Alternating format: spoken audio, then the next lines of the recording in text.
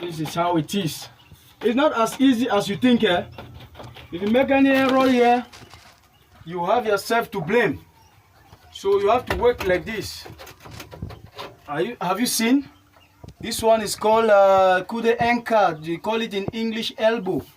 And this one is the pipe 100.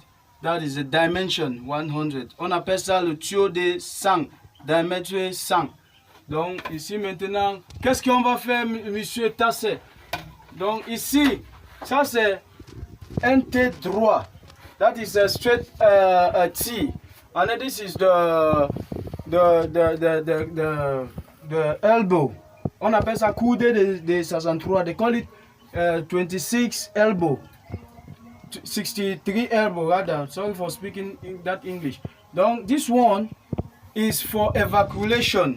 C'est pour l'évacuation, pour le lavement et le siphon du sol. It is for the wash hand basin and also for the evacuation where when you bathe, water will come down from. I don't know how I can put it in English. On appelle ça siphon du sol.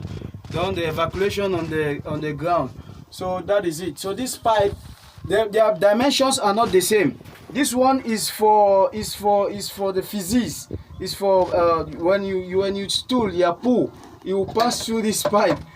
That is, it will evacuate through this pipe 100. That is why it is big like this, because toilet papers, they do pass inside here before going to the sock away. So that is why the dimension has to be bigger than the one for water. This one is just for water. When you bathe, water will be entering this pipe and pass and go to the sock away, Yes, but this one for excreta, it goes directly to the septic tank. So that is why they are different. They don't go to the same directions. This one go to the sock away. This one go to the septic tank. That is it. Septic tank is just for excreta. And then this one is just for, and then the sock away is just for water. So that is it. So this is the presentation of the évacuation. C'est pour l'évacuation.